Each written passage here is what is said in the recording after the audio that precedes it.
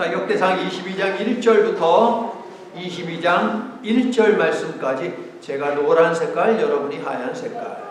사탄이 일어나 이스라엘을 대적하고 다윗을 충동하여 이스라엘을 계수하게 하니라.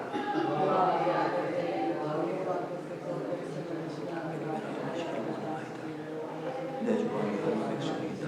내 주의 종이 아니니까. 내 주께서 어찌하여 이를 명령하시나이까. 어찌하여 이스라엘을 공제하게 하시나이까.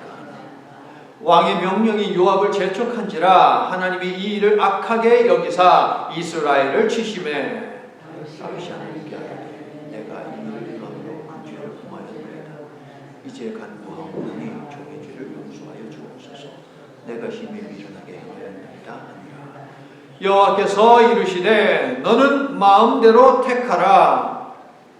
꼭 3년 기근이든지 꼭 네가 석 달을 적군에게 피하여 적군의 칼에 쫓긴 일이든지 꼭 여호와의 칼을 저녁 사흘 동안 이 땅에 유행하며 여호와의 천사가 이스라엘 온 지경을 멸할 일이든지. 다윗이 가세에게 이르되 내가 곤경에 빠졌도다. 여호와께서는 긍휼히 심히 크시니 내가 그의 손에 빠지고 사람의 손에 빠지지 아니하기를 원하나이다 하는지라. 여호와께서 이스라엘 백성에게 저녁 욕을 내리시니 이스라엘 백성 중에서 죽은 자가 7만 명이었더라. 하나님이 예루살렘을 멸하러 천사를 보내셨더니 천사가 멸하러 할 때에 여호와께서 보시고 이 재앙 내림을 뉘우치사 멸하는 천사에게 이르시되 족하다. 이제 내 손을 거두라 하시니 그때 여호와의 천사가 여부스 사람 오르난의 타작마당에 마장 곁에 선지라. 다윗은 그 덕값으로 금 600세겔을 들어 오르난에게 주고 다윗이 거기서 여호와를 위하여 제단을 쌓고 번제와 화목제를 드려 여호와께 아뢰었더니 여호와께서 하늘에서부터 번제단 위에 불을 내려 응답하시고 여호와께서 천사를 명하시네. 그가 칼을 칼집에 꽂았더라. 22장 1절 함께 다윗이 이르되 이는 여호와 하나님의 성전이요 이는 이스라엘의 번제단이라 하였더라. 아멘. 자, 성경을 읽다 보면 우리를 당황하게 만들고 당혹하게 하는 내용들이 있습니다. 자, 노아는 어떤 사람이었습니까? 의인이요 당대의 완전한 자요 하나님과 동행하던 사람이다 라고 했습니다. 그런 그가 포도주에 취해가지고 대낮에 벌거벗고 자기의 장막에 거하다가 아들들에게 목격이 되었습니다. 아브라함은 어떻습니까? 믿음의 조상 아닙니까? 그런 그가 자기 살자고 자기 자신의 아내를 누이라 속이고 다른 남자의 침실로 보냈습니다. 너무 당황스럽지 않습니까? 눈물의 예언자라고 불리우는 예레미야. 그리고 또 욥은 어떤 사람입니까? 온전하고 정직하여 하나님을 경외하고 악을 떠난 사람이라고 했습니다. 그런데 이러한 예레미야와 이러한 욥이 자신이 태어난 것에 대해서 저주하였습니다. 왜 나에게 생명 주셨냐라고 하면서 하나님께 악을 썼던 것이죠. 오늘 본문은 또 어떻습니까? 다윗이 사탄에 의해서 놀아났다라고 되어 있어요. 1절을 보니까 15절은요. 하나님이 뉘우쳤대요. 이해가 가십니까? 다윗은 여호와의 도움으로 모든 전쟁에서 승리했고 어떤 왕도 감히 넘어볼 수 없는, 정말 차지하려고 욕심낼 수 없는 그런 강한 나라를 만들었고요. 그 과정 속에서 성전을 건축할 충분한 재원을 마련했습니다. 승승장구했어요. 하나님이 함께 하셨기에 다윗이 승리했다라고 계속 기록이 되어 있었습니다. 이런 다윗이 사탄의 충동질에 넘어갔다고요? 당황스럽지 않습니까? 그런데 여러분, 은혜 받고 나면 꼭 시험과 유혹이 기다리고 있으니 우리를 미혹하려고 기회를 엿보고 있는 사탄을 항상 경계하시기를 바랍니다. 은혜 받고 나면 항상 뭔가 생겨요. 사탄이 꼭 기다리고 있습니다. 자, 오늘 본문은요, 사무엘하 24장을 참고로 하는데요, 사무엘하 24장 1절을 보면 오늘 본문 1절에서처럼 사탄이 격동한 것이 아니라 사무엘하 24장 1절에 보면 여호와께서 다윗을 충동했다라고 기록되어 있습니다. 다윗이 오늘 본문에서 하나님 앞에 범죄한 그 시작에 누가 있느냐? 여호와께서 그렇게 만드셨다라고 되어 있어요. 당황스럽지 않습니까, 여러분? 굉장히 당혹스러워요. 여호와께서 하신 일이라면 여호와께서 다윗으로 하여금 악한 일을 하게 했다라는 것이 되잖아요, 여러분. 사무엘하 24장 1절 말씀을 따르면, 또 오늘 역대상 1절에 있는 그 말씀을 따르면 사탄에게 넘어갔다는 것이 또 되잖아요. 어떤 것입니까? 사탄에 해당하는 단어는요, 대적, 원수를 뜻합니다. 그러므로 하나님께서 자신과 자신의 백성을 대적하는 누군가를 통해 다윗을 자극해서 해서는 안 되는 일을 하게 만든 것임을 우리는 알 수 있습니다. 하나님을 대적한 세력은 사탄일 수도 있고요, 거짓 예언을 말하는 거짓 종교 지도자일 수도 있고요, 다윗이 몰락하기만을 바라며 주변을 맴돌고 간교한 조언으로 다윗의 허세와 교만을 부추기는 정치인일 수도 있습니다. 혹은 다윗이 견제하는 나라의 왕이 될 수도 있습니다.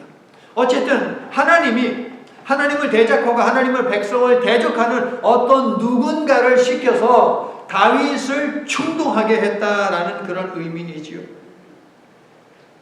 그런데 여러분, 누가 되었든지 간에, 무엇이 되었든지 간에 하나님이 사용하지 못할 도구가 있습니까? 없습니까?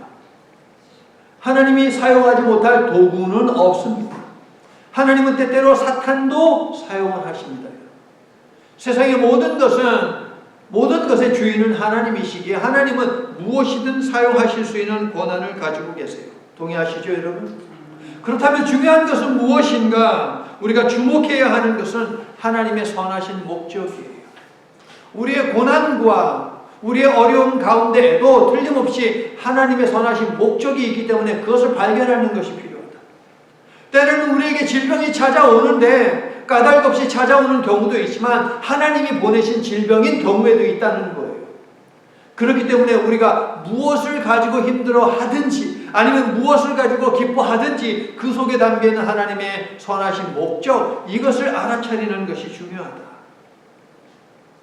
자, 어둠의 권세라고 하자고요. 사탄이라고 되어 있지만 그 본래의 뜻은 대적이고 원수이니 어둠의 권세라고 우리가 하자고요. 그러면 어둠의 권세가 다윗을 충동질해가지고 하게 만든 일은 어떤 일입니까? 충동질해서 뭐 하게 했어요? 오늘 본문 다 읽으셨잖아요. 인구 조사하게 했어요. 인구를 조사하게 했어요. 아니, 미국도 인구 조사, 센서스라고 해가지고 인구 조사합니다. 그렇죠? 대한민국도 인구 조사하고요. 전 세계 모든 나라가 인구 조사합니다. 인구 조사, 그게 뭐 나쁜 겁니까, 여러분? 저와 여러분이 주일날 민수기를 나누면서 민수기에 기록되어 있는 2번에 걸친 인구조사를 살펴본 바가 있습니다. 그런데 그 인구조사를 누가 명령했습니까? 민수기를 보니까 하나님이 명령하셨어요. 그러므로 인구조사 그 자체는 나쁜 것이 아니다 하는 것을 우리는 알 수 있지요. 첫 번째 인구조사는요, 출애굽 사건 2년 1개월 후에 출애굽 1세대를 대상으로 실시했습니다. 그러니까 몇 명의 사람이 출애굽했는지 그것을 파악하게 하기 위해서 하나님이 인구조사를 하시고요. 그 다음에 가나안 땅에 들어가기 직전에 하나님이 또 한 번 인구조사를 하십니다. 그런데 광야에서 1세대, 출애굽 1세대, 그러니까 출애굽에서 빠져나온 그 사람들 가운데 딱 이 사람과 이 사람 빼고 전부 다 죽어요. 누구만 살아남았습니까? 자, 답을 생각하는 동안에 물 좀 마실게요. 자, 2사람이에요. 가나안 땅을 정탐했습니다. 좋은 말만 했죠? 여호수아와 칼렙.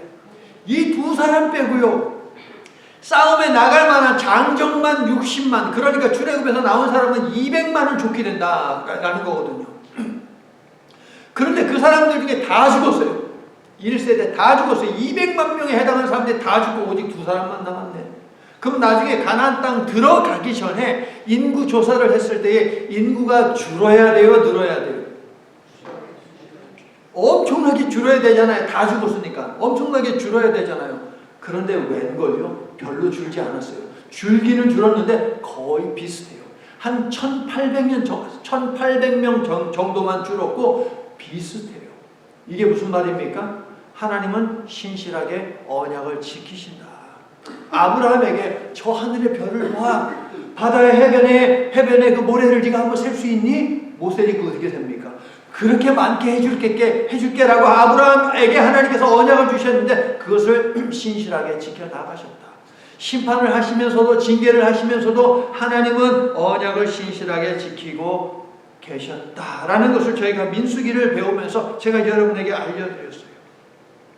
자, 그런데 하나님께서 민수기에서 인구조사를 명령하실 때 누구에게 명령하시느냐? 1차 조사 때는 1차 인구조사 때는 모세와 아론에게, 모세에게 명령하면서 아론을 시키라는 것이죠. 모세와 아론에게. 아론의 포지션이 뭐예요? 제사장이었잖아요. 2차 인구조사 때는 아론의 손자 엘르아살에게 하나님이 명령하세요. 그러므로 인구조사는 누구만 할 수 있다? 제사장만 할 수 있다. 제사장 집안에서만 할 수 있다라는 그런 거예요, 여러분. 하나님이 2차례나 인구조사를 이와 같이 명령하셨기 때문에 인구조사 자체는 문제가 되지 않고, 그렇다면 문제는 무엇이냐? 방법과 목적이 문제겠다라는 걸 알 수 있죠. 그런데요, 제가 방금 알려드렸잖아요. 본래 인구조사는 누구만 할 수 있어요? 제사장만. 그런데 다윗이 지가 제사장이에요? 아니잖아요. 지가 명령했어요. 아, 방법이 틀렸다 라는 것을 우리가 눈치채울 수 있겠지요. 자, 사무엘하 24장에 따르면 다윗의 인구조사는 재앙을 가져올 수 있지만 죄라고는 규명을 하지 않아요. 그런데 오늘 본문 역대기 21장의 경우에는 인구조사는 실시하는 것 자체도 이것은 죄고 여기에 동참하는 것도 죄다라고 그렇게 알려주고 있거든요. 하나님은요, 아브라함과 맺은 언약을 신실하게 지키시는 분이심을 아브라함의 후손들에게 확실하게 알려주시기 위해서, 확인시켜 주기 위해서 인구조사를 명령했거든요. 그런데 다윗은 그렇게 하지 않았죠. 그리고 하나님께서는 인구조사를 실시할 때에 그 대상자들이, 그러니까 20세 이상의 전쟁에 나갈 만한 그 사람들이 반세겔의 성전 세금을 내게 하셨어요. 반세겔은 얼마냐? 2주 동안에 버는 돈이에요. 여러분이 2주 동안에 일해서 버는 돈이 있을 것 아닙니까? 그만큼을 갖다가 성전의 세금으로 바쳐야만 했습니다. 그런데 오늘 본문을 읽게 되면 인구조사를 할 때 성전세 세금을 받았다라는 내용이 없어요. 그러니까 다윗이 왜 인구조사를 했을까라고 하는 것은 세금을 걷기 위해서 한 것은 아니다라는 것을 알 수 있어요. 성전세를 걷기 때문에 하나님께서는 제사장에게 인구조사의 책무를 맡기신 것이지요. 또한 이러한 조치는 무엇이냐? 왕은 하나님의 대리인인데요. 하나님의 대리인으로 세워진 그 왕들이 군사력과 경제력에 의존하지 아니하고 오직 하나님께만 의존하게 하기 위해서 왕에게는 인구조사를 할 수 있는 권한을 주지 아니하셨어요. 하지만 다윗은 하나님의 명령 없이 자기가 결정했고요. 제사장이 아닌 군대 장관에게 그 일을 일임했습니다. 그러니까 시작도 방법도 다 틀린 거예요.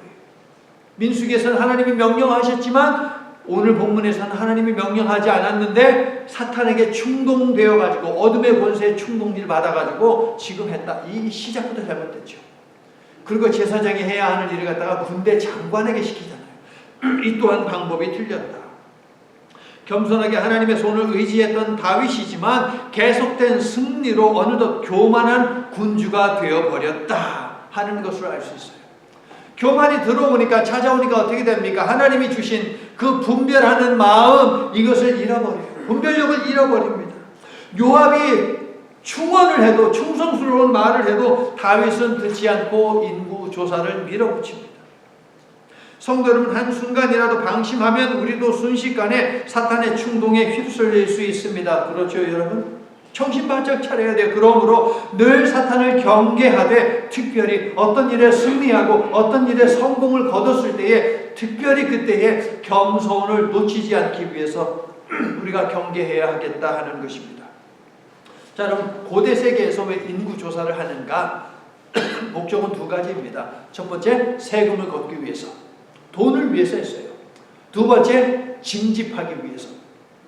군대 부르려고 하면 20세 이상 누가 되는지 그 인구조사 전부 다 해야 되잖아요. 아, 이 마을에는 30명이 있어. 아, 이 마을에는 3,000명이 있어. 라고 하면서 숫자가 나오잖아요. 그것을 파악하기 위해서, 그러니까 군사력과 그 다음에 경제력을 위해서 고대 세계에는 바로 인구조사를 했습니다. 다윗의 인구조사는 그런데 어떻습니까? 시작도 방법도 틀렸고요. 또 목적도 잘못되었어요. 하나님께서는 요압의 입을 통해 멈추라 하셨습니다. 첫째, 하나님은 아브라함과의 언약을 지키시어 이스라엘을 하늘의 별들처럼 해변의 모래알처럼 많게 하시어 그 수를 세는 것 자체가 불가능하게 만드셨는데, 신실하게 약속을 지키시고 축복해 주셨는데 왜 믿지 못하냐? 얼른 멈춰, 이거예요. 두 번째, 18, 19, 20장을 통해 확인했듯이 이미 주변의 모든 나라들을 지배했으니 만족해야지. 너 도대체 뭘 더 원하는 거야? 얼른 멈춰 라는 것이죠. 세 번째, 인구조사를 강행하는 것은 하나님에 대한 불신인데 도대체 어떻게 온 이스라엘로 하여금 하나님 앞에 불신하게 하고 범죄하게 하는 것이냐? 얼른 멈춰. 구구절절 요압의 말이 다 맞는 말이잖아요, 여러분. 네 번째, 2절을 보게 되면 이스라엘의 저 남쪽 끝인 부엘세바, 그리고 저 북쪽 끝인 단에 이르기까지 인구조사를 실시했는데 말씀드렸다시피 성전세를 걷지 않았어요. 그러므로 목적은 무엇입니까? 5절을 보니까 알 수 있죠. 군사력 확보와 군사력 확인을 위한 것이 다윗의 인구조사의 목적이었다. 다윗은 얼른 멈춰야만 했습니다. 여러분, 다윗이 법궤를 가지고 오려고 선한 계획을 세웠던 것을 기억하잖아요, 우리가. 그렇죠. 그런데 첫 번째 법궤를 가지고 오는 그 계획은 실패했어요, 성공했어요? 첫 번째는 실패했어요. 왜 실패했어요? 하나님께 묻지 않았어요. 자기 마음대로 판단했어요. 그리고 군 관련 사람들, 군대 장관들하고만 논의했어요. 그러니까 다윗은 하나님께 묻지 않았고 군대의 군사력에 의존하면서 이 일을 추진하려고 했다. 그래서 하나님께서 막으셨다라는 것을 우리는 배웠습니다. 그런데 오늘 인구조사도 어떻습니까? 하나님께 물었어요? 안 물었어요? 안 물었어요.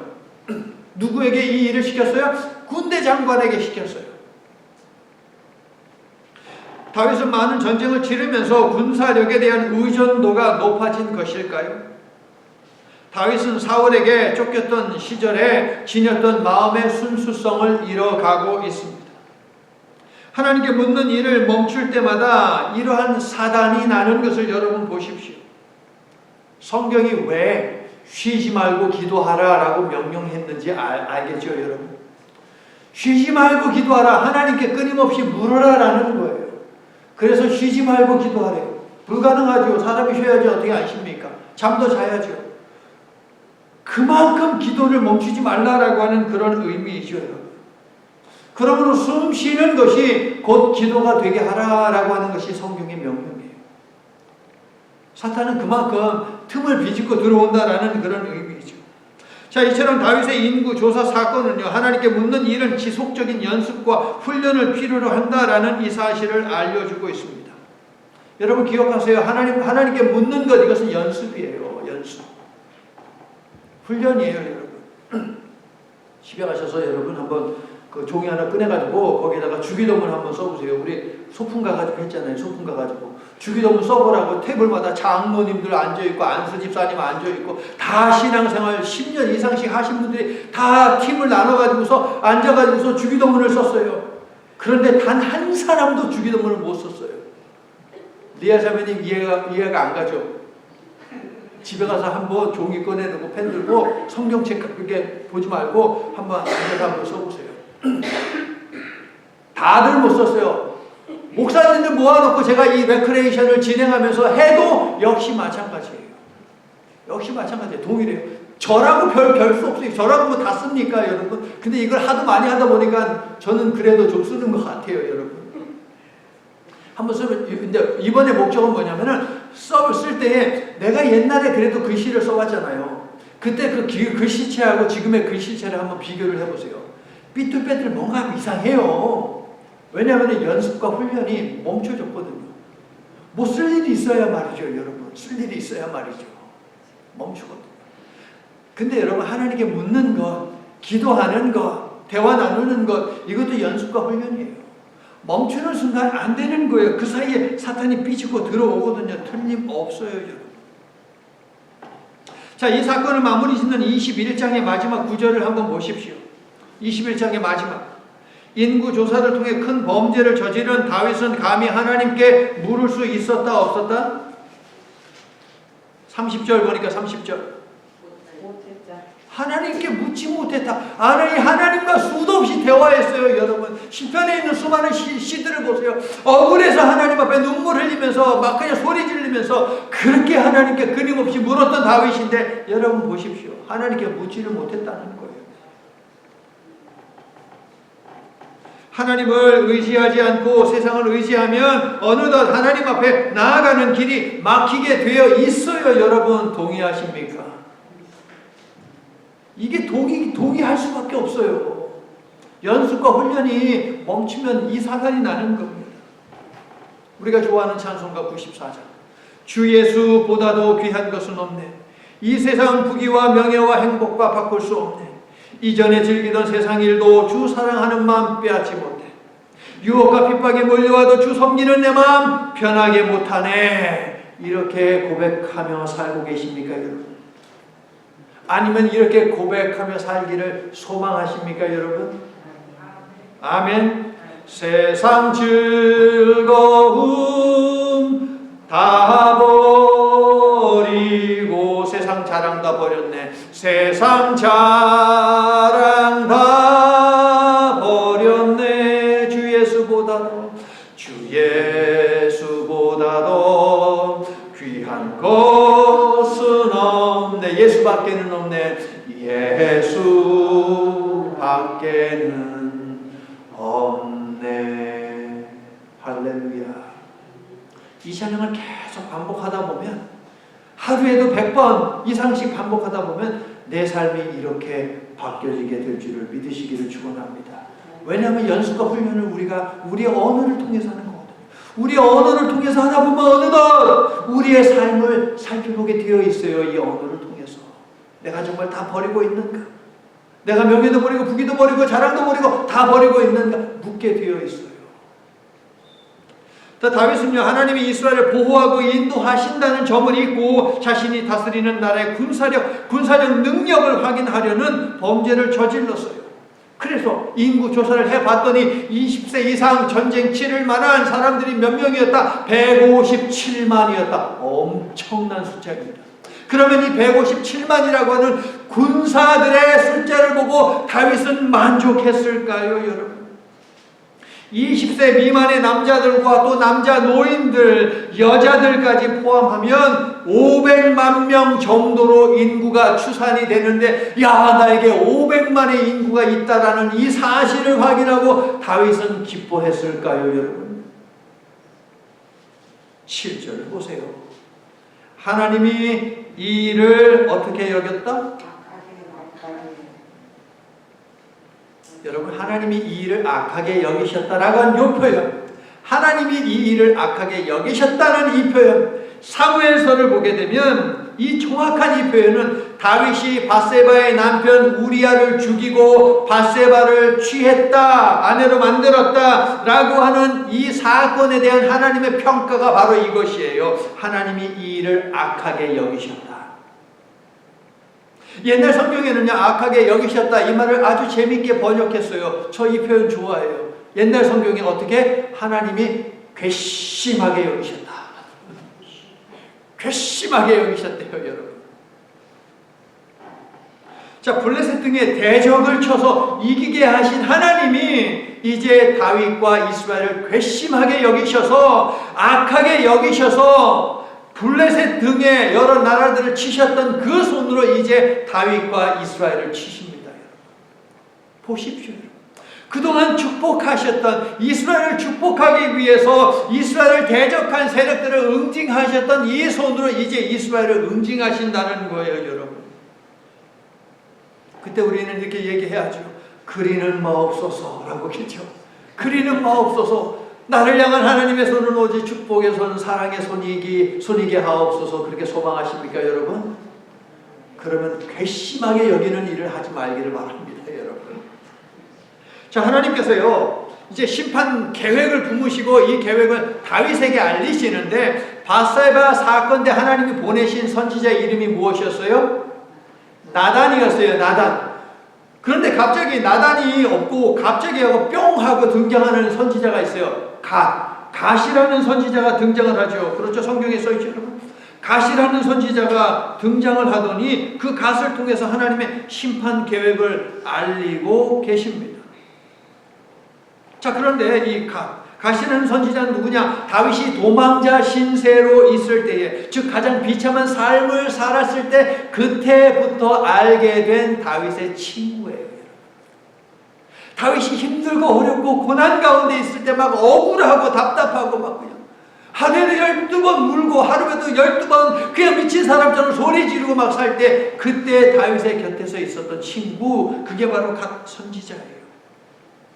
하나님이 그렇다면 왜 다른 선지자들을 빼고 이 갓을 보내셨을까? 우리가 눈치챌 수 있죠, 여러분. 하나님을 향한 초심을 찾도록, 하나님을 향해 가지고 있었던 다윗의 첫 사랑을 회복하게 하기 위해서 하나님께서 갓 선지자를 보냈구나라는 것을 우리가 알 수 있죠. 뭐 이런 거지요. 야, 다윗아, 너 옛날에는 여호와만을 왕으로 주권자로 의지하며 살았는데 도대체 어떻게 된 거야? 왜 주심을 잃어버렸어? 첫사랑이 어디에 갔니? 이것을 일깨워주기 위해서. 하나님의 배려가 보이십니까, 여러분? 나단 선지자가 또 찾아왔어 봐요, 여러분. 얼마나 다윗이 그냥 놀랬겠습니까? 하나님에 대한 초심과 첫사랑을 그렇다면 여러분은 잃어버렸습니까? 자, 하나님을 향한 초심과 첫사랑을 잃어버린 분, 할렐루야. 아직도 따끈따끈하게 가지고 계신 분, 놀렐루야. 아무도 안 들어요, 여러분. 하나님을 향한 첫사랑, 그 초심, 그래도 제가 뜨겁게라고는 얘기 안 했잖아요. 따끈따끈하게 요 정도는 가지고 있죠, 여러분. 저는 그렇게 믿습니다. 그러하기 때문에 여러분 이렇게 예배 자리에 나와서 예배하는 줄로 믿습니다. 아멘. 성령님이 보내셨잖아요, 여러분. 누구든지 성령으로 말미암지 않고는 예수를 그리스도라 시인할 수 없다라고 하는 것. 예수를 그리스도라고 시인하니까 우리가 이 자리에 나와서 예배하는 것이고, 그 말인즉슨 우리는 성령의 사람으로서 성령의 인도함을 받아 살고 있다라고 하는 증명이니, 하나님을 향한 여러분의 초심, 이게 아직도 따끈따끈하다라고 생각하셔도 좋겠습니다. 자, 다윗은요, 옛 친구가 가지고 온 하나님의 심판 보따리 속에 담겨있는 심판의 세 가지 내용 가운데 하나를 선택해야만 했습니다. 첫째, 3년 동안 이스라엘의 흉년이 드는 것. 자, 여러분 뭘 선택하시겠어요? 3년 동안 이스라엘의 흉년이 찾아오는 것. 두 번째, 석 달 동안 다윗이 원수들에게 쫓기는 것. 그 다음에 세 번째, 3일 동안 온 땅에 전염병을 뿌리는 것. 뭐예요, 여러분? 예?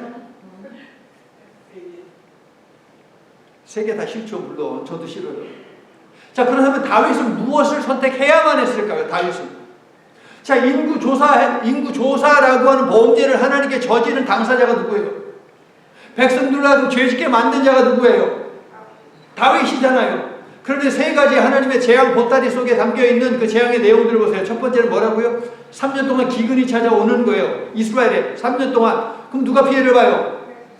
온 백성들이 피해를 보는 거예요. 자, 두 번째, 다윗이 도망다니는 거예요. 그러면 누가 피해를 보는 거예요? 두 번째는 다윗 한 사람이 피해를 보는 것이잖아요, 여러분. 그렇죠? 그 다음에 세 번째는 뭐예요? 3일 동안의 전염병이요. 이게 온 땅을 뒤덮는 거예요. 누가 피해를 봐요? 온 땅에 거하는 사람들이잖아요. 그러므로 범죄한 다윗이 선택해야 하는 것은 무엇이었어요? 1번, 2번, 3번. 2번이잖아요. 지 혼자 쫓기고 도망다니면 되는 것 아닙니까? 그런데 그 세월을 10년 동안 했어요. 10년 동안. 그러니까 다윗 나름대로 지긋지긋했겠지. 그래가지고 정답은 알고 있었을 거예요. 다 이게 지 때문에 생긴 거니까 당연히 2번 내가 3개월 동안 도망다니는 것 이것을 선택해야 함을 자기도 알고 있어. 그런데 선뜻 말을 못해. 왜? 그게 얼마나 고통스러운 것인지를 알거든. 또 얼마 전에 또 압살롬이 자기를 배반해가지고 아들인데 자신을 배반해가지고 그냥 왕국에서 그냥 다 쫓겨나잖아요. 도망다녔잖아요. 지긋지긋한 거예요. 그 세월이. 그래가지고 다윗이 뭐라고 이야기합니까? 내가 하나님의 손에 빠지고 사람의 손에 빠지지 않기를 원합니다. 이게 무슨 말이에요? 사람의 손에 빠지는 게 뭐예요? 자기가 도망다니는 거예요. 그러니까 2번은 싫습니다. 그 말을 한 거예요. 여러분 다윗이 한 말은 13절 따르게 얘기하지 생각하지 마세요. 하나님이 선택해 주세요. 이 믿음의 표현이 아니에요. 여러분 저 2번 싫은데요. 그 말이에요. 그럼 다윗은 뭘 선택한 거예요? 14절을 보니까 뭘 선택했어요? 14절 보니까 3일 동안 전염병 뿌리는 거 이거 선택한 거예요. 결국. 그러니까 다윗은 뭡니까? 자신의 평안과 안녕을 제일 중요하게 생각한 사람이구나. 그러므로 다윗과 우리는 별반 다를 것이 있다 없다? 없다. 다윗과 우리가 뭐 별반 다를 것 없다. 그래서 그리스도인들이 다윗을 좋아하는 것일까요? 야, 인마 너나 나나 별반 다를 것 없어. 그래서 내가 너 좋아해. 뭐 이런 걸까요, 여러분? 자, 수백 명이 죽어나가더니 수천 명이 죽어나가더니 수만 명이 죽어나갔어요. 그리고 7만 명을 죽인 다음에 재앙이 멈췄어요. 아직 3일이 안 지났어요. 3일 안 지났어요. 재앙이 멈췄어요. 다윗 때문에, 다윗 덕분에 멈춘 것일까요? 나단 선지자나 각 선지자 덕분에 멈춘 것일까요? 아닙니다. 재앙을 멈추게 한 분은 누구예요? 하나님이에요. 하나님이 멈추게 하셨어요. 15절을 읽어주세요.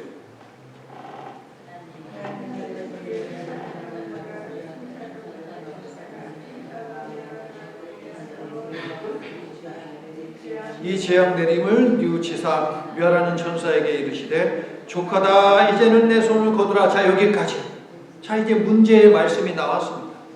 이 재앙 내리심을 뉘우치사.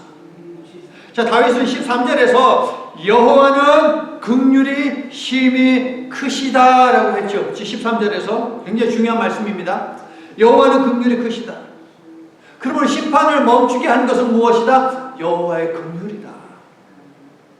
여호와는 긍휼하시기 때문에 약속한 그 기간이 되지 않았음에도 불구하고 여러분 3일의 전염병이면 이스라엘 전역에 있는 사람들 다 죽이고도 남습니다. 그런데 하나님이 멈추셨어요. 하나님은 긍휼한 분이시기 때문에 다윗이 그 말을 했기 때문에 그 고백을 했기 때문에 그것을 붙들었기 때문에 많은 사람이 죽어가는 것을 보시고 마음이 아프셨던 것인데 이 재앙을 내린 것을 뉘우치셨다라는 이 말이 여러분 이해가 가십니까? 자, 뉘우친다는 말은 어떤 의미입니까? 잘못한 것을 후회를 한다라는 말이잖아요. 그게 뉘우친다는 거잖아요. 내가 잘못한 것을 후회한다는 거죠. 그럼 하나님이 뭐 잘못했습니까? 하나님이 뭐 일을 크게 잘못 저질러 놓고 나서 지금 후회한다 그 말이에요, 여러분. 자, 뉘우치다에 해당하는 단어요. 성경에서 뉘우치다, 뜻을 돌이키다, 그리고 후회하다라는 의미로 번역이 되어 있습니다. 나함이라는 단어의 나함. 이것은 뉘우치다, 후회하다, 뜻을 돌이키다. 사무엘하 24장은요 사탄이 아니라 하나님이 다윗을 충동했다라고 했는데 그래서 인구조사를 하게 했다라고 했는데 하나님이 뉘우친 것, 하나님이 후회한 것, 그것은 인구조사를 하게 만든 것, 그것을 뉘우쳤다는 말입니까? 그럼 애초에 하지 마시지. 그렇잖아요, 여러분. 우리가 잘못했다, 뉘우쳤다, 뭐 이런 거 이거는 하지 말아야 할 일을 했다라는 거예요. 그럼 하나님이 뭐 하지 말아야 하는 일을 했다는 그런 것입니까? 도대체 뭘 뉘우쳤다는 것입니까? 뭘 후회했다는 것입니까? 그래요. 여러분 나름대로 답을 한번 가지고 계셔 보세요, 여러분. 이미 저기 답이 있어요. 제가 이미 보통 제가 저 답을 안 알려드리고 나중에 알려드리는데 오늘은 제가 알려드렸어요. 긍휼. 너무 중요한 단어이기 때문에. 자, 역대기는 죄값을 치른 죄인들에게 위로와 희망을 주기 위해서 기록된 책이에요. 그게 역대기예요, 여러분. 죄값을 다 치른 자들에게 위로를 주고 그 다음에 뭐 격려하기 위해서, 희망을 주기 위해서. 자, 매주 확인하듯이 저 위에 적혀 있는 거 한번 읽어주세요. 하얀 색깔. 그래요. 역대기 저자는요, 당신들은 여전히 하나님의 언약 백성입니다 라는 이 사실을 일깨워 주기 위해서 역대기를 썼어요. 그러므로 하나님의 언약을 꼭 붙들고 삽시다 라는 것이 역대기 저자가 하고자 하는 말이었어요.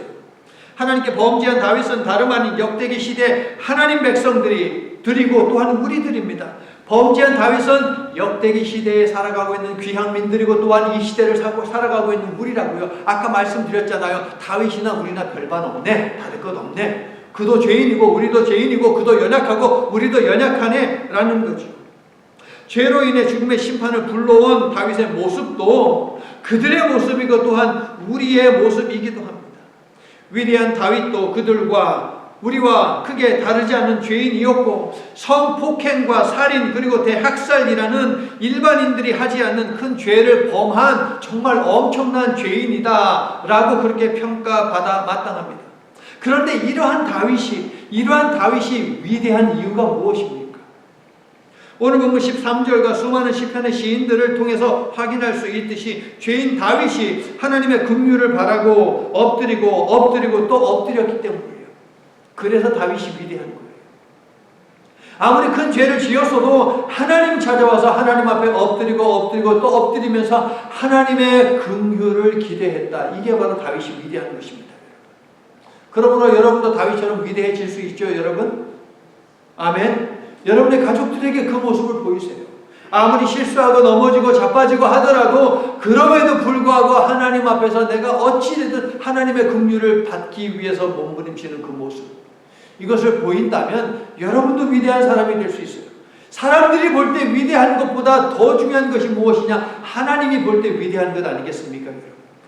딴 사람들이 인정 안 해줘도 가족이 인정해 주면 되잖아요. 그래도 내 엄마는, 내 아빠는, 내 할아버지는, 내 할머니는 하나님을 구했다, 하나님을 찾았다 라는 이 평가를 내 남편은, 내 아내는 이렇게 들을 수 있어야 하지 않겠습니까? 자, 16절 17절을 보세요. 다윗은 늦었지만 결국에는 자복하고 회개하며 주님의 처분에 맡겼습니다. 16절 17절에서 정의로 심판하실지 아니면 긍휼로 씻어주실지 전적으로 하나님께 맡기며 엎드립니다. 하나님, 내가 하나님 앞에 범죄한 것은 정말 부인할 수 없는 사실입니다.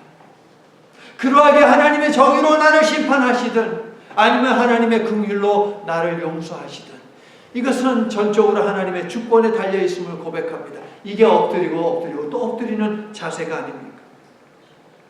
13절에서 확인할 수 있듯이 다윗은 여호와가 긍휼이 크신 하나님이다 라고 고백하는 거예요. 하나님은 이번에도 나를 용서해 주실 것이다 라는 믿음을 가지고 있는 거예요. 여러분도 그렇게 믿으시죠? 아멘. 자, 긍휼에 해당하는 단어 긍휼 한번 따라해 볼게요. 긍휼, 라함. 자, 긍휼은 라함이에요. 긍휼은 라함이에요. 그런데 뉘우치다, 후회하다, 뭐 뜻을 돌이키다, 이건 아까 뭐라고요? 나함. 비슷하죠? 라함, 나함 계속 반복하다 보면 혀가 꼬여버려요. 제가 해봤거든요. 라함 하니까 이게 혀가 꼬이더라고요. 발음이 비슷해요. 알파벳 하나 차이 나는 거예요. 역대기 저자는요, 의도적으로 다윗이 하나님 앞에 고백했던 이것, 크신 긍휼, 라함, 이것과 여호와 하나님께서 뉘우치셨다라고 하는 나함이라는 이 단어를 사용을 하고 있어요. 제가 여러분 민수기 23장 19절을 보게 되면 민수기 23장 19절을 보면 나함이라는 이 단어를 가지고 이렇게 얘기하고 있어요. 하나님은 사람이 아니시니 거짓말을 하지 않으시고 인생이 아니시니 후회가 없으시도다. 민수기 24장, 23장, 19절은 틀림없이 하나님은 후회하지 아니하신다라고 했는데 오늘 역대기 본문을 보니까 하나님은 후회했어요, 안 했어요? 후회했어요. 이거 어떻게 된 거예요? 민수기는 하나님은 후회하지 않는다라고 했는데 오늘 본문에서는 하나님은 뉘우쳤다, 후회했다.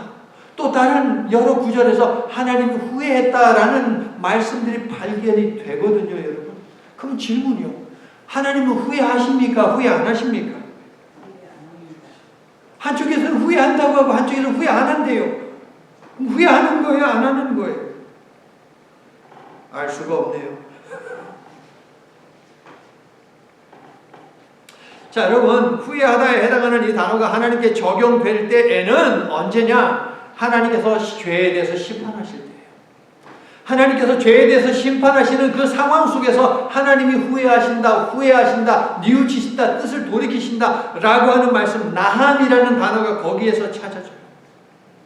성경은요, 하나님의 성품을 이야기하면서 하나님은 정의의 하나님이시다, 하나님의 공의의 하나님이시다 라고 이야기합니다. 하나님은 정의와 공의를 가지고 무엇 하십니까? 심판하세요. 또한 하나님의 성품 가운데 하나님은 사랑의 하나님이다, 하나님은 긍휼의 하나님이다 라고 이야기도 합니다. 그럼 하나님은 사랑과 긍휼을 가지고 뭐 하십니까? 심판 중에 용서하세요. 하나님에게는 크게 두 가지의 성품이 있습니다. 하나는 정의와 공의입니다. 이걸로는 심판합니다. 하나는 사랑과 긍휼입니다. 이걸로 용서하십니다. 심판 중에도 하나님은 긍휼과 사랑을 베푸셔서 용서해 주신다. 자, 다윗이 범죄했습니다. 백성들도 이 죄에 동참했습니다. 그래서 하나님의 심판을 받았어요. 하나님의 정의와 하나님의 공의가 그들을 심판하는 것이죠. 그런데 하나님은 동시에 긍휼과 사랑의 하나님이시잖아요. 그래서 심판 중에 백성들이 괴로워하는 모습을 보고 아파하는 것, 이게 바로 긍휼이거든요. 함께 아파하는 것, 이게 긍휼이에요. 아파하시면서 저들을 용서하신다. 여러분, 신명기 이건 한번 찾아보자고요. 신명기 32장 36절. 신명기 32장 36절. 중요한 사실을 제가 알려드리려고 해요. 신명기 32장 36절, 구약성경 315쪽, 315페이지. 32장 36절. 자, 읽기 전에요. 자, 알려드릴게요. 자, 뉘우치다, 후회하다, 뜻을 돌이키다 라고 하는 나함이라는 단어가 이 속에 들어와 있어요. 한번 찾아보세요. 32장 36절 함께 시작. 참으로 여호와께서 자기 백성을 판단하시고 그 종들을 불쌍히 여기시리니 곧 그들의 무력함과 갇힌 자나 노인자가 없음을 보시는 때로다. 자, 나함이라는 단어가 어디 있을까요? 불쌍히 여기다. 불쌍히 여기다. 그러므로 하나님이 오늘 본문에서 뉘우치셨다라고 하는 말은 어떤 의미예요? 불쌍히 여기셨다. 불쌍히 여기는 게 뭐예요? 긍휼이에요. 하나님이 왜 뉘우치시나? 하나님이 왜 후회하시나? 하나님이 왜 심판 중에 뜻을 돌이키시나? 이유는 무엇이냐? 하나님은 긍휼하신 분이시기 때문에. 믿습니까, 여러분? 불쌍히 여기시는 하나님의 성품인 긍휼이 후회하심의 이유입니다, 여러분. 그러므로 하나님이 심판하신 것에 후회하신다는 말씀은 무엇이냐? 하나님이 아파하시어 불쌍히 여기신다라는 의미예요. 그리고 이것은 곧 무엇이냐? 이제 곧 용서와 회복으로 위로하실 것이다라는 암시이고 복선이에요, 여러분. 그러니까 오늘 말씀에서 하나님이 뉘우치셨다라고 하는 것은 뭐냐면 이제 곧 용서하신다는 것을 알려주는 거예요. 왜? 하나님이 불쌍히 여기셨기 때문에. 그래서 나함이라는 이 단어는 사실 이러한 의미도 가지고 있어요. 무슨 의미냐? consolation. console, 위로하다. 위로하다. 그러니까 하나님이 후회하시다, 뜻을 돌이키신다, 뉘우치신다. 이것은 또 이 단어는 위로하다라는 의미도 있다. 그래서 하나님께서 불쌍히 여기신다. 그러므로 앞으로 여러분 성경을 읽다가 이 표현 많이 나옵니다. 하나님이 후회했다, 하나님이 뉘우쳤다, 하나님의 뜻을 돌이켰다, 심판 가운데 그 말씀이 읽힐 때마다 얼른 그것을 어떻게 이해해야 한다? 하나님이 불쌍히 여기셨다. 불쌍히 여기셨다. 그래서 이제 곧 저들을 용서하시고 위로하실 것이다 라는 것을 우리가 얼른 알아채시기 바랍니다. 그러므로 하나님의 긍휼하심을 기대하는 거예요. 이 표현은 하나님의 긍휼하심을 기대하게 만드는 거예요. 그러므로 오늘 중요한 거 배웠어요, 여러분. 성경 읽다가 이 표현 나올 때마다 뭘 기대해요? 하나님의 긍휼을 기대하세요, 여러분. 아시겠죠, 여러분? 자, 여러분 삶 가운데도 어려움이 찾아옵니다. 그렇죠? 고난이 찾아옵니다. 그런데 그 고난이 때때로 내가 잘못해서 생기는 고난일 수 있어요, 여러분. 그때 얼른 뭘 생각하세요? 긍휼을 생각하세요. 어떻게 기도해야 돼요? 하나님 나를 불쌍히 여겨주시옵소서. 그리고 긍휼을 허락해 주옵소서. 꼭 그렇게 하세요, 여러분. 자, 그렇다면 하나님이 긍휼히 여기셔서 이제 위로하시고 회복해 주실 터인데 하나님은 어떤 긍휼을 주실까요? 역대기 저자가 그와 함께한 공동체로 하여금 그리고 우리에게 보여주고자 한 하나님의 위로하심은 구체적으로 무엇일까요? 첫째, 더 이상 전염병으로 죽지 않도록 죽음의 심판을 끝냈다라는 거예요. 고난 끝! 고생 끝! 행복 시작! 뭐 이런 말 있지 않습니까, 여러분? 이제 고난은 끝났다. 이제 하나님이 회복하실 것이다 라는 거예요. 하나님은 이러한 계획을 다윗에게 직접 알리시는데요. 장소와 방법을 구체적으로 하나님이 지시하십니다. 장소가 어디입니까? 예, 여부수 사람 오르난의 타작마당입니다. 자, 여부수는 어디입니까? 여부수는 뭐 지역 이름이죠. 예루살렘을 옛날에 여부수라고 불렀어요. 그래서 예루살렘에 살고 있는 그 가나안 족속을 뭐라고 불렀느냐? 여부수 족속이라고 불렀어요. 그러므로 여부수 사람인 이 오르나는 이방 사람이에요? 유대인이에요? 이방 사람이죠. 이방 사람에게서 땅을 갖다가 이제 구입을 하게 되는데, 자, 예루살렘은 다윗이 이미 정복했어요. 다윗의 것이에요. 그러므로 예루살렘에 있는 모든 것이 다윗의 것이에요. 예루살렘에 살고 있었던 여부수 족속은 패배했어요. 패전국이에요. 주민들은 전부 다 노예가 되고 종이 되는 거예요. 그러므로 여부수 사람에게서 다윗이 빼앗는다라고 해도 아무도 뭐라고 할 사람이 없습니다. 그런데 다윗은 어떻게 했습니까? 오르나는 이야기했습니다. 왕이 필요한 거 그냥 다 가지세요. 그냥 다 사용하세요. 여기 소도 사용하시고 여기 뭐 곡식도 사용하시고 땅도 사용하시고 다. 자기 목숨이 중요하잖아요. 나 아무것도 못 내줘 했다가는 그냥 죽는 것 아니겠습니까, 여러분? 그래서 다 가지라고 했어요. 그런데 다윗이 공짜로 가졌습니까? 빼앗았습니까? 아니요. 그렇죠. 값을 치렀어요. 값을 치렀는데 그 제값을 치렀습니까? 제값보다 못하게 치렀습니까? 제값보다 훨씬 더 많게 치렀습니까? 훨씬 더 많게. 얼마를 줬대요? 25절. 금 600세겔이요. 금 6.67kg. 제가 또 계산을 했겠죠? 60만 불. 60만 불이요. 엄청난 돈이에요. 600,000. 엄청난 돈이에요. 여러분, 집이 있고 건물이 있는 게 아니고 그냥 공터예요. 공터. 공터를 갖다가 지금도 60만 불 주고 누가 삽니까? 여러분, 안 사요. 자, 오늘 말씀 속에서요, 이 말씀을 읽다 보니까 아브라함이 계속 보여요. 왜 보이냐면 20절. 야, 그 땅 넘기라 라는 말이 20절에 있어요. 24절에 상당한 값을 치렀다라고 되어 있어요. 아브라함이 그랬어요. 이방인에게서 자기 와이프 사라가 죽었어요. 그래서 묘지가 필요했어요. 그 묘지에 사용할 땅이 필요했어요. 그래도 이방 사람한테 엄청난 돈을 쳐주고 그것을 샀어요. 그러므로 그 후로 그곳은 이스라엘의 소유가 되었다라고 되어 있어요. 오늘 말씀도 마찬가지예요. 이방 사람 오르난에게 엄청난 돈을 지불하고 그 땅을 샀어요. 그리고 그 땅은 이제 이스라엘의 소유가 되었다라는 거예요. 아브라함이 보이는 거예요. 자, 본문 22장 1절 보면은, 자, 보세요. 다윗이 구입한 오르난의 터전이 무엇을 위한 터전이 되는지 아세요, 여러분? 22장 1절을 읽어주세요.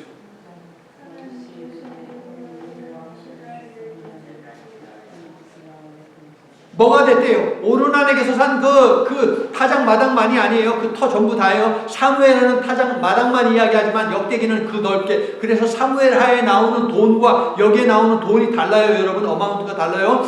더 넓은 그 터 자체를 전부 다 사버리는 거예요. 여기가 무엇이 됐어요? 예루살렘 성전이 되는 거예요, 여러분.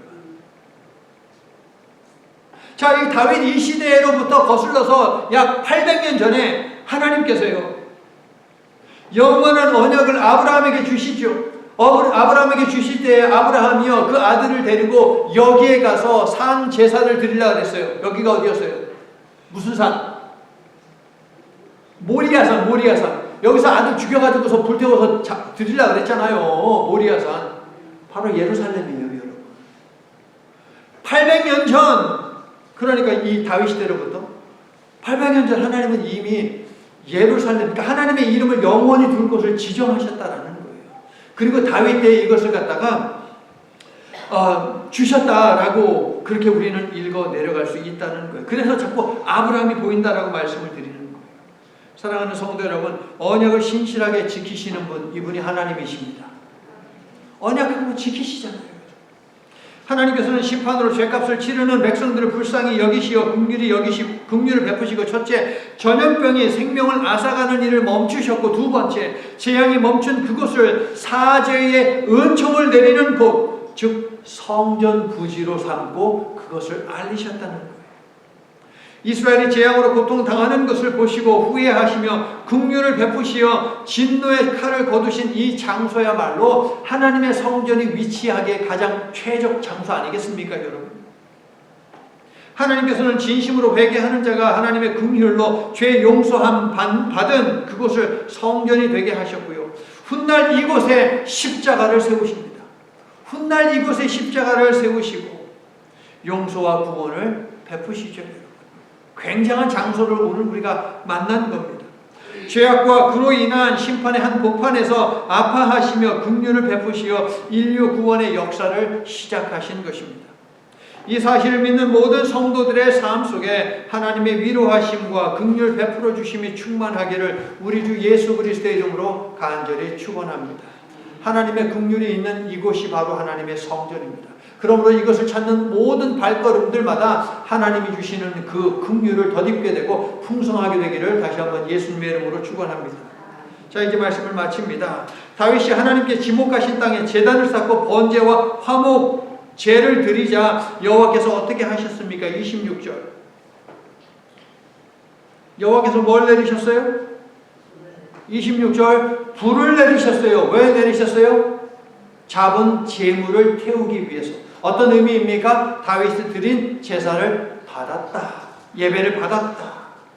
엘리야가 갈멜산에서 바알 선지자들과 대결할 때에도 동일한 현상이 일어나는데요, 과거 아브라함에게 하셨듯이 불로 응답하신 것입니다.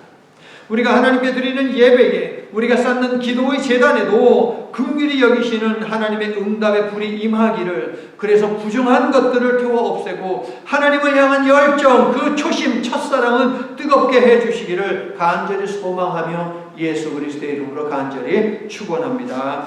아멘. 전능하신 하나님, 하나님의 긍휼이 큰 위험에 빠진 모든 자식들을 안전하게 지켜주시기를 간절히 소망하고 있는 창세기 43장 14절을 시작으로 성경 곳곳에서 하나님은 긍휼하시며 그래서 모든 죄악을 용서해 주신다고 선포하고 있습니다. 큰 소리로 우리의 귀와 심령에 외치는 이 소리를 듣고 고난 중에도 위로를 얻고 힘을 얻는 저희가 되기를 원합니다. 사방이 꽉 막히고 우겨삼을 당한 듯한 어려움에 처할 때마다 하나님께서 긍휼하심으로 열어주시는 문과 길을 보며 나아가도록 다윗처럼 부족하고 연약한 저희를 주님 도와주시옵소서. 하나님의 긍휼이 항상 우리를 감싸시고 안아주시기를 간절히 소망할 때에 예수님 이름으로 기도드립니다. 아멘. 이제는 자기 백성들이 죄 짓는 것을 싫어하시어 징계하시며 동시에 고통당하는 것을 견디지 못하시어 이내 돌이켜 용서하시는 성부 하나님의 긍휼하심과 이 긍휼하심의 절정을 보이시려고 고난의 십자가에 오르시어 용서와 구원을 성취하신 성자 예수님의 은혜와 고단한 모든 인생들을 위로하시고 그 인생들이 살아야 하는 삶을 가르치시고 인도하기 위해 보내신 성령님의 사랑의 교제가 성경이 증거하고 약속하는 삼위일체 하나님의 긍휼이 여기심이 저들과 저들의 가족들과 저들이 하는 모든 일에 임하기를 갈망하며 하나님이 허락하신 진교와 선교의 현장으로 출발하는 모든 성도들 위해 이제로부터 영원토록 함께 해주시옵기를 간절히 축원하옵나이다. 아멘.